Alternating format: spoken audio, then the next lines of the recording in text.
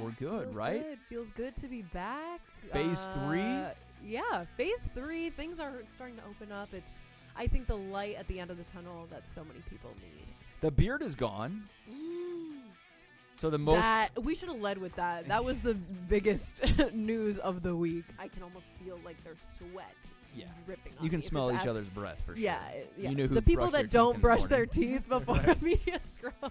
Yeah, you know who those people are. You got to like checklist Oh on my that. gosh. My pet peeve.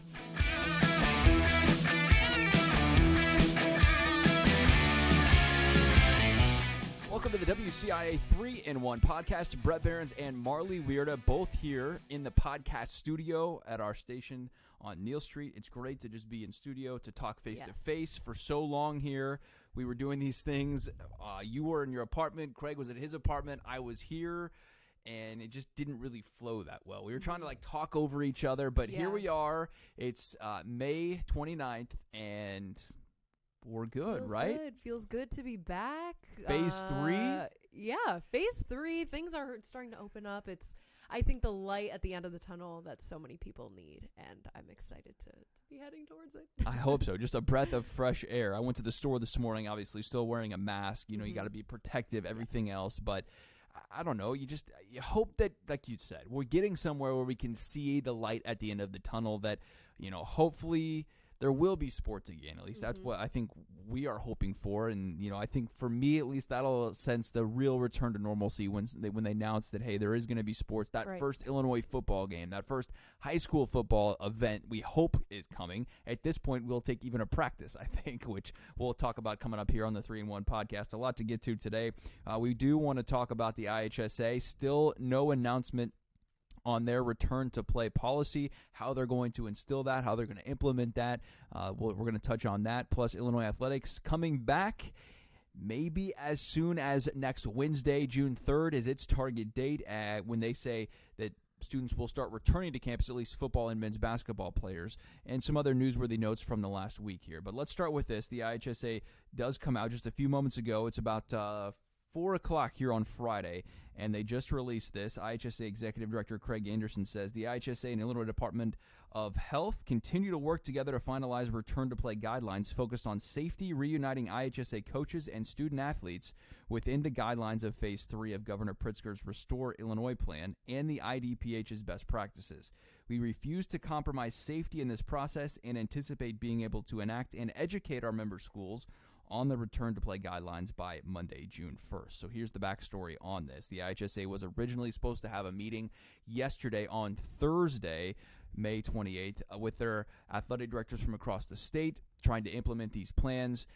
They're waiting on the public health department to essentially give the go-ahead on this, that they sign off on this. Phase 3 just started today. A lot of things coming very quickly here on what the new normal might look like for the foreseeable future here until we get to Governor Pritzker's 5-stage plan. And stage 5 at this point, Marlee, seems like forever far away. Yeah, right? I mean, we're only in stage 3, phase 3 now, and I feel like we have been in this forever. I feel like we've been in like 9 stages at this point. So the fact that we're in stage 3 is, well, I mean, like we said, it's the light at the end of the tunnel, but we're getting closer. But also, I feel like this is the IHSA's MO a little bit in a way, is to wait and to wait and to wait. They did that to, you know, athletes that were waiting to see if they were going to have their high school seasons, and they kept waiting and postponing and ultimately canceled the state tournament, which was the news that we all had expected. So I think this is very of character of them to maybe keep kind of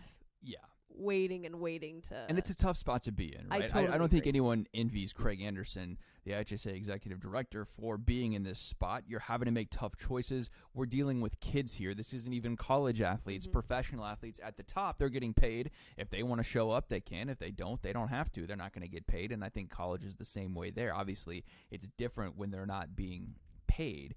But when you're dealing with high school kids, I think it's a completely different animal here. You really need to rely on the government in that sense, because the IHSA doesn't want to forge a path that's different from what Governor Pritzker is saying. And I get that. The problem becomes when you just continue to wait and wait and wait. Yeah. If they know the answer, let's just move along with the program here. And I understand from an administrator standpoint, from an AD, from a principal, from a superintendent, especially downstate like we are here, and you go even further downstate or to the west of the state, and it's different. I mean, I feel like Champaign County, I think I saw the other day, it's less than 3% infection rate. That's great. There's some parts of the state that have even less than that. They're saying, look, let's move on here. We're not Chicago. Why do we need to wait for Chicago to be clear before we move on? I also get that. I get it from a parent standpoint. Hey, my kid's at home. He needs to have this structure of the coach, whatever. If we're going to play a sport this season, it doesn't have to be just football. It could be any sport. You need to practice. You need to get out. You need to get in shape. You need to avoid those soft tissue injuries, and we'll talk about that. What Josh Whitman said earlier this week coming up here in just a few minutes. But I get it. And then from the athlete standpoint, that's where I feel the worst, because you only get so many semesters. You only get so many chances in high school sports to play. And I can not imagine this as a high school senior especially. Yeah. We've talked about the seniors missing, their spring sports, the couple of high school basketball teams and players in our area that were still going for, the winter sports. You're not going to get that back, and that's really, really unfortunate. But the waiting game now of not knowing, okay, it's almost June. What are we doing here, IHSA? I get that, and that's got to be so frustrating. And I feel like, too, for sports to be starting here in the summer, for high school athletes to come back and be able to practice and do open gyms or whatever it may be that they're going to be doing in the summer, I feel like is the clean slate that kind of everyone needs. The spring athletes, their seasons were already cut short. Some of, the basketball players didn't get to finish the state tournament. And I think by getting these athletes back in the summer would just really, kind of level the playing field, starting a new era. Here we go. Let's jump in to the season. And I think the kids need that. And it's complicated, right? I mean, we all get the fact that this is really complicated. How do you bring these kids back? You can't test everyone like Illinois is going to. There's just not the test out there right now. With no vaccine, antibody testing really just taking off here and improving. I mean, how are you going to do this in a sport like football? Right. Are they going to wear masks when they play? I think...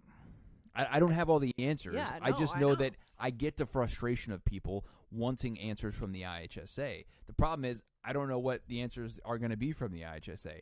From a PR perspective, it doesn't look very good when word gets out that you're going to have a meeting and then it gets postponed and then it gets postponed. And people are just like, what the heck is going on here? It makes you think not good news. Honestly. And it makes them look really poor in my eyes that they don't know what's going on. They don't know what they're doing in that sense. And I think it's tough, too, because like you mentioned, some of the professional leagues and the NCAA, they have so many more resources that they can use to keep athletes safe, to provide the testing. But at the high school level, that's just not the case. So they can't really follow maybe the models of what all these other organizations are doing, which makes it difficult for them to probably move forward. And there's no money there in a sense of what compared to the NCAA or professional, nor is those organizations have as many athletes. I mean, you think how many high schools there are in Illinois, 500 high schools. I don't know the number for sure, but that would be my guess, about 500 high schools. All of the kids that play those sports, you're talking JV, you're talking freshmen, not only the varsity level. I mean, are you going to test all those kids? I just can't. There's no portion of my mind that could even imagine or fathom that working, where you could test that many kids, keep all the information. And I don't think the IHSA wants to do that either. Yeah, and I think it's tough too, because these are high school kids, so they're living at home with their parents. They're not professional or college athletes when they're kind of maybe more at the discretion of making their own decisions. Like, let's say, okay, they say football players can come back to practice, and little Johnny's mom is like, sorry, no, I don't want you doing that. It's tough. Yeah, man, I don't know. I like I said, I just know that somebody wants answers. And I think we all want some clarity too, in that.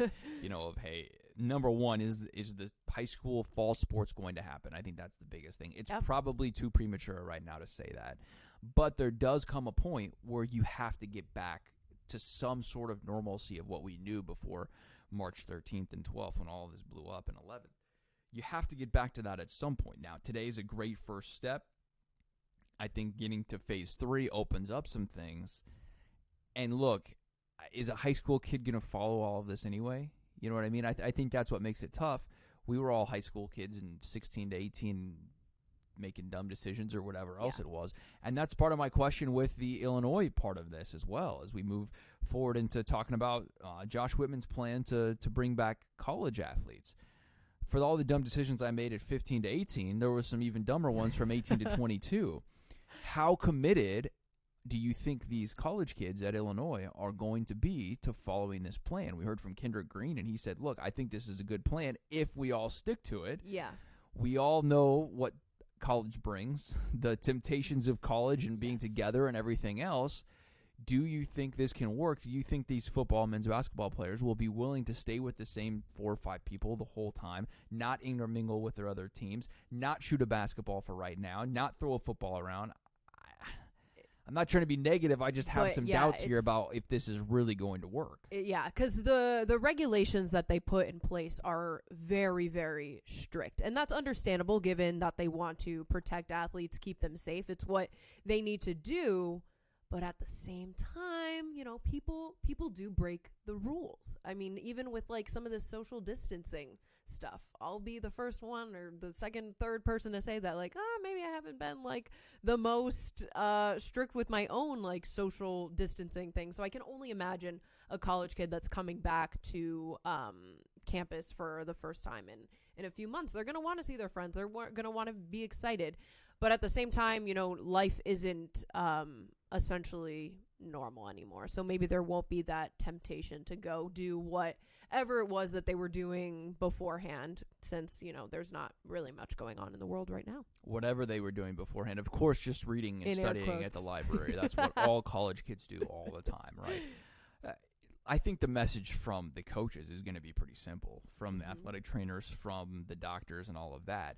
Look, if you want to play this fall, you need to follow the rules. Yeah. You have to follow these protocols, or else, you know, your season could be in jeopardy. Mm-hmm. And it could be in jeopardy either way. I mean, there's no guarantee that they're going to play. Right. The University of Illinois hasn't announced anything about, you know, plans for the fall yet. Although I did find it very interesting in listening to Josh Whitman's comments last Friday. I was off, but I went back and listened to all of his time with the press on the Zoom call.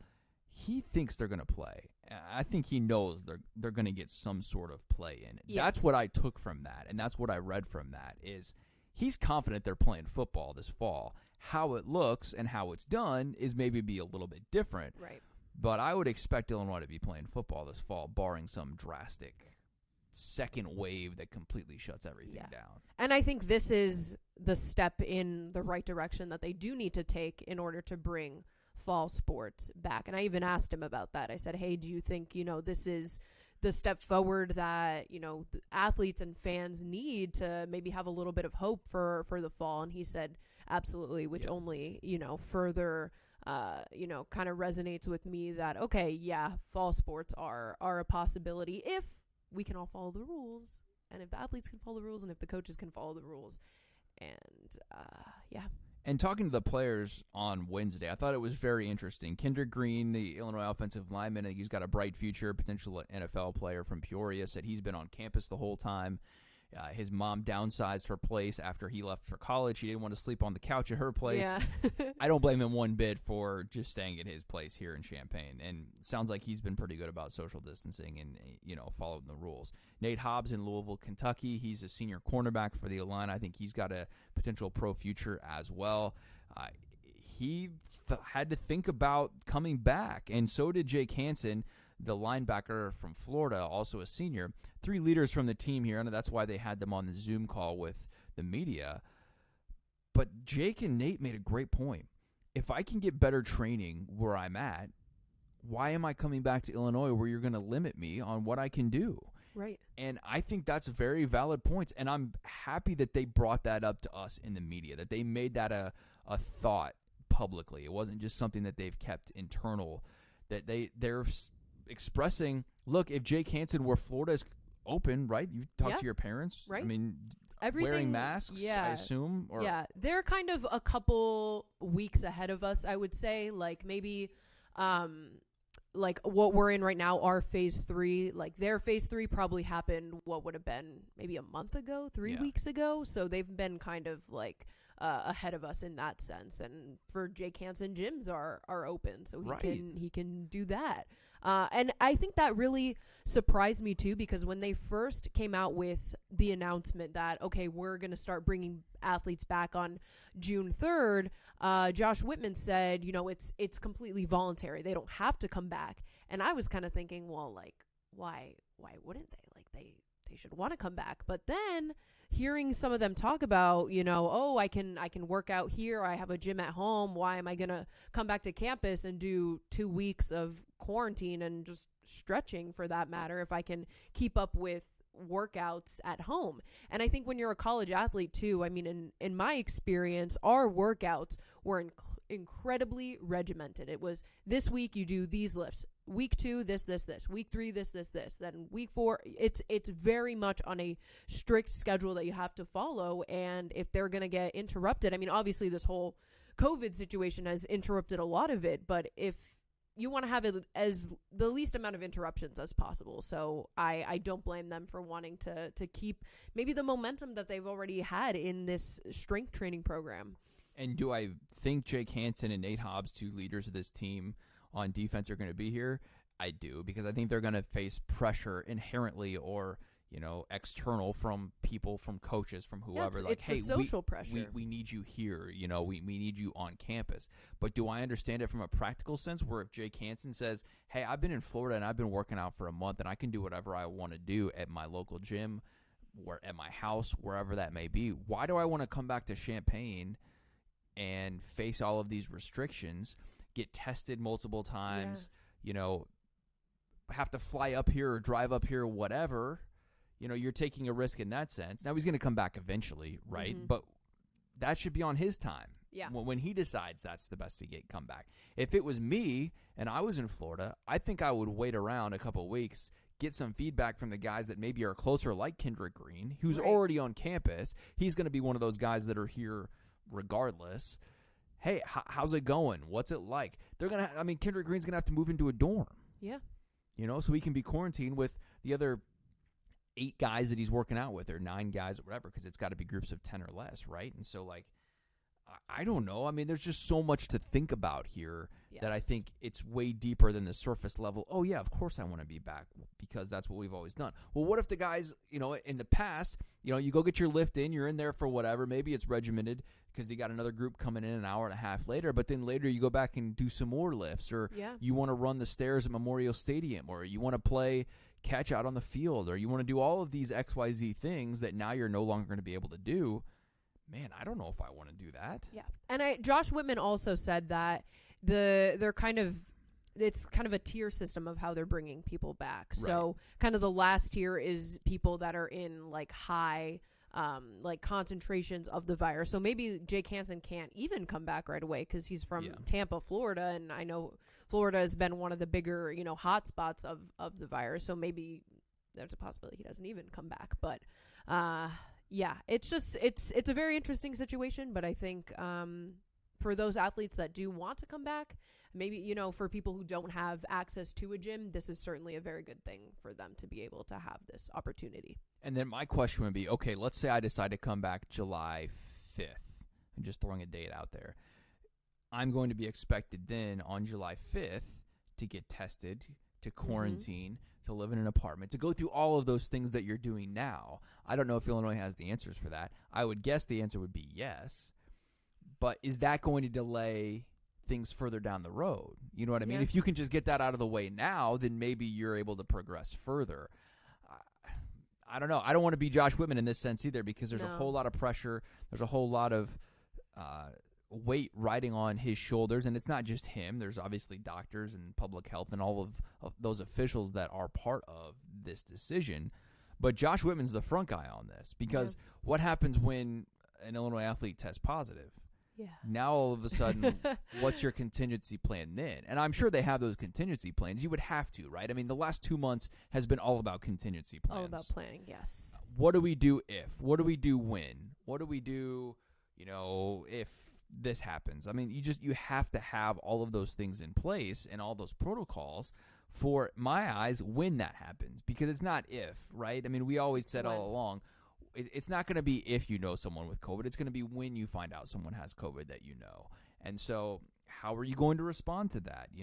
How is your family going to respond to that? What protocols are you going to take? What precautions? How are you going to live your life? The one thing that I thought it was very interesting that Josh said is we're not going to live in fear. And I respect that, and believe me, I'm on board with that of like not living in fear. We got to live our lives. But at some point, it's like, okay, he's dealing with 500 plus student athletes, and that's why he's the athletic director and gets paid the money that he does. But I don't know. I really don't. I think it's been very interesting to follow other schools in the Big Ten model. That Iowa's come out and said that it's going to have fans. Iowa State has said that it plans to have fans at half capacity. I ran a story on that earlier this week, but only season ticket holders. So then now they're pushing season ticket holders. Hey, if you want to go to the game, you've got to be one of these season ticket holders. They said they already had 22,000 season ticket holders on board. The capacity of their stadium is only 30,000 if it's half. Right. So they only have 8,000 season tickets left. I'm going to guess that those season tickets probably already sold out at this point. Yeah. I can't imagine schools like Nebraska where they sell out for their spring game. What are they going to say to those season ticket holders and push them away? That's clearly going to be a loss of revenue and just it's all going to hit the fan. And the revenue's the biggest part of this, right? I mean, obviously safety is they're going to say that, and we all want to be safe. We all want to continue our lives of what they were, and they're going to look they're going to look drastically different. Our lives are never going to be the same after this. But the reality is it's about money, because this is $1 billion at stake here. They need football back to continue. Yeah. I think I read the other day that football is about 70% of Illinois' budget. Yeah. And if they can keep the TV contracts, if they can still play and they get the TV revenue, yes, they're in definitely a good spot. And that has to get, if they play with no fans, okay, I think they're willing to take that loss as long as the TV contracts can continue. Illinois gets upwards of $50 million a year just from TV revenue.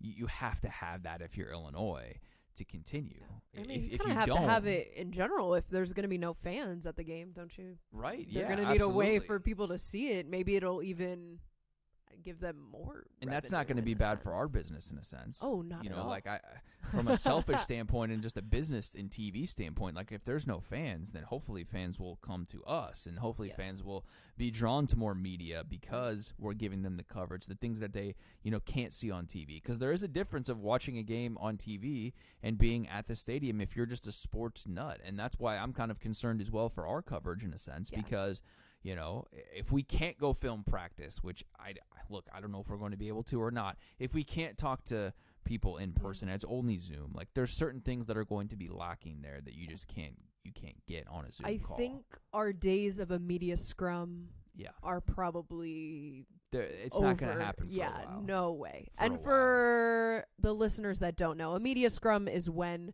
there is an athlete or a coach and there are just microphones shoved in their face. There's maybe 15-ish. Sometimes. I've been on some that are 25 people probably at the Big Ten tournament or whatnot. And you are all smushed up close together, not practicing. No, there's social distancing. I've been interviewing whoever it may be, and I can almost feel like their sweat dripping on you can me. smell each other's breath for sure. Yeah.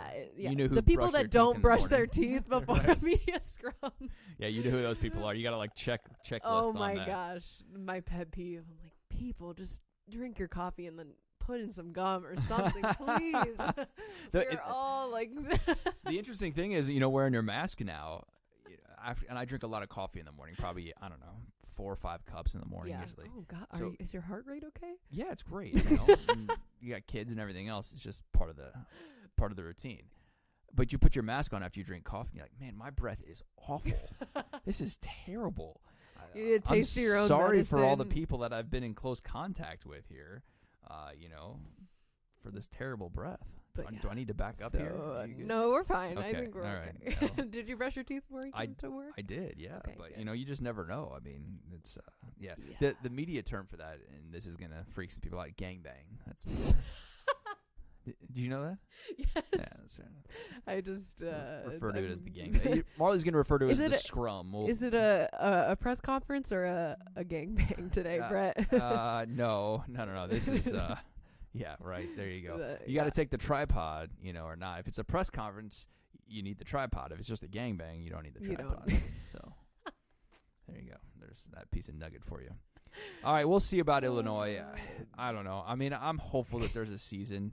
I'm hopeful that we're able to, be talking about Illinois football and the depth chart and Brandon Peters and, how the running backs are going to look and all of that, hopefully here soon. But we're just not to that point yet. So we just might be watching from behind a fence. Yeah, right? If that. They could just get a drone, close it off. Yeah, you could use Lighty's drone. We can use a drone, do little flyovers. I'm sure that they would love. I'm sure Lovey would be on board with that. We'd get all their formations right? And yeah, I'm sure Lovey would have no problem with that. Hint, hint. The beard is gone. So the most we should have led with that. That was the biggest news of the week. Breaking news here: the beard is gone. I could care less what Lovey Smith looks like, to be honest with you. But people just seem to gravitate towards it. They have opinions. I saw it on my phone. I was with my friends, and I go, guys, Lovey shaved his beard. I was just in shock. He looks so different. Yeah. Because I never really knew Lovey without. I mean, that was the Chicago Bears. That was Lovey, That was the Bears look, which I didn't follow the Bears really at that time. So I'm unfamiliar of what his face looks like without a beard. And he looks very different. Yeah.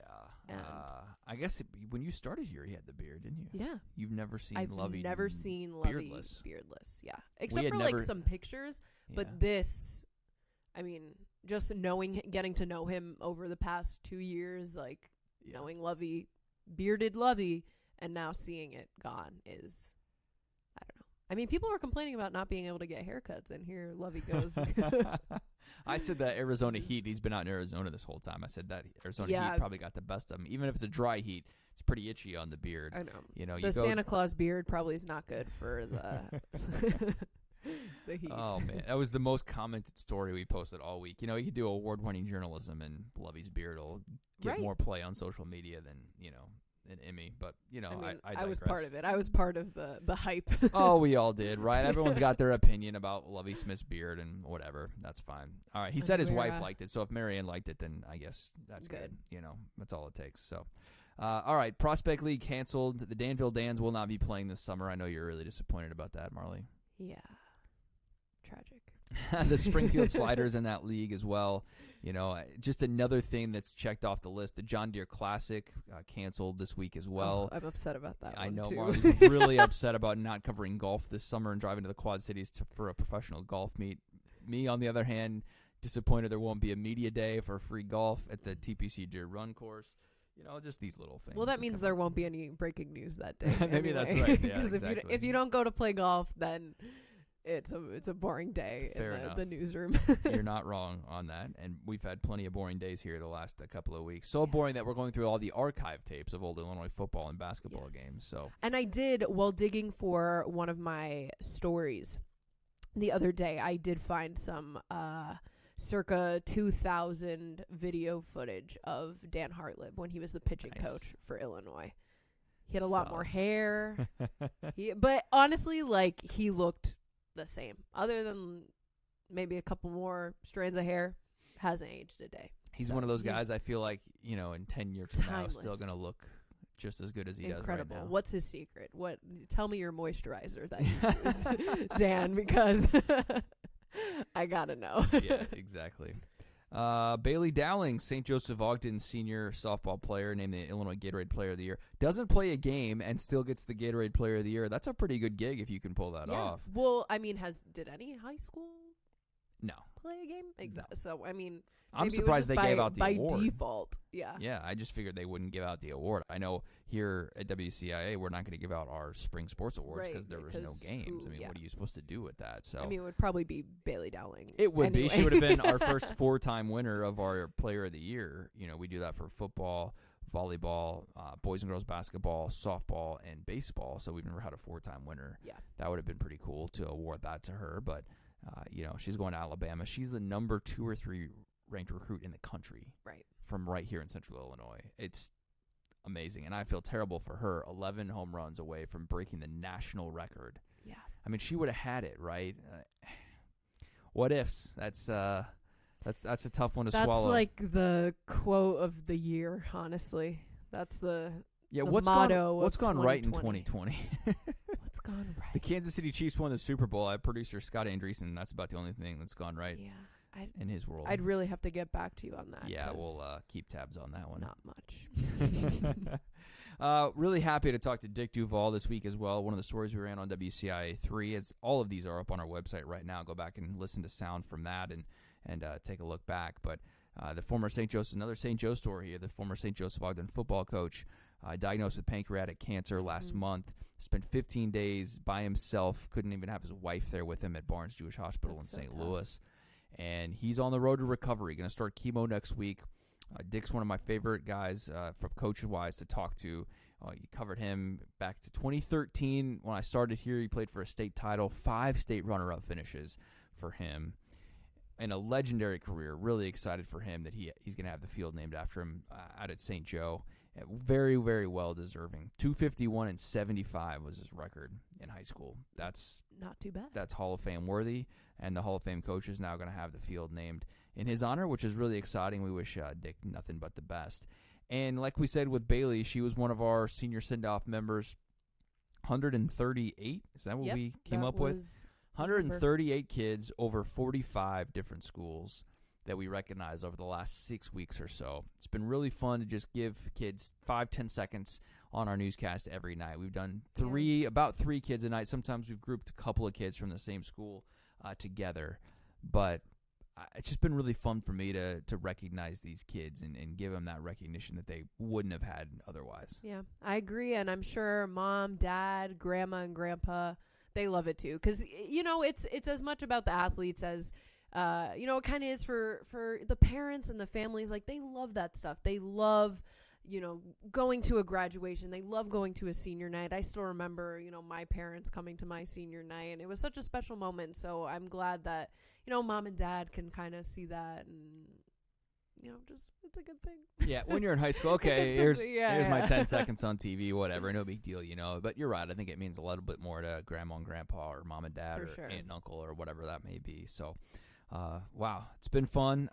I hope we're on the road to, something brighter here. I hope we are seeing that light at the end of the tunnel. I hope phase 3 stays, that we don't have to go back down to phase 2 or whatever that may be. I hope that phase 5 is somewhat close, although the reality in me sees it as a long way away. But we made it this far. There's no turning back now. Did we think we were going to get here this soon? I don't know. I'm just kind of thinking back to, the first couple weeks of this whole thing, and I don't know. It feels like maybe because there were so many dark days where we maybe didn't think we were going to progress any. And I think this is a good sign. The bars are open this weekend, people. But practice social distancing. Right? You can go get a Cams and get a blue guy if you want. Just make sure you practice. Well, they were actually selling those. I know, right? They had line out the doors, 500 people deep, where you could get 2 blue guys and a bottle of vodka for $20 on a takeout. I mean, that's a cheap bottle of vodka. That's all I'd say. I'm too old to drink cheap vodka, I guess. March 11th was when Rudy Gobert tested positive. NBA shut down. March 12th, you were in Indianapolis that day as the Big Ten tournament. Yeah, I'll never about forget to start. That day. Crazy. I mean, look how far we've come in that sense. Yet it still feels like we have so far to go. But maybe we're there, at least taking that next step. Today feels like that next step, and I hope we can have high school sports this fall. I hope college sports will resume. I feel really confident that professional sports are going to get back at some point, barring maybe the MLB, which has its own issues with the players and owners at this point. Right.